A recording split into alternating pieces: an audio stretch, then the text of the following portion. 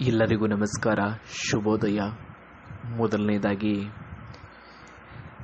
78ನೆಯ ಸ್ವಾತಂತ್ರ್ಯ ದಿನಾಚರಣೆಯ ಶುಭಾಶಯಗಳನ್ನು ಹೇಳ್ತಾ, ಇವತ್ತು ಆಗಸ್ಟ್ 15. ನಿಮಗೆ ಎಲ್ಲರಿಗೂ ಕೂಡ ಸ್ವಾತಂತ್ರ್ಯ ಸಿಕ್ಕಿದೆ. ಮಾತನಾಡಲಿಕ್ಕೆ ಸ್ವಾತಂತ್ರ್ಯ, ನಮಗೆ ಒಳ್ಳೆ ಕಾರ್ಯಗಳನ್ನು ಮಾಡಲಿಕ್ಕೆ ಸ್ವಾತಂತ್ರ್ಯದಿಂದ ನಾವು ಕೆಲಸ ಮಾಡ್ತೀವಿ ಅಲ್ವಾ.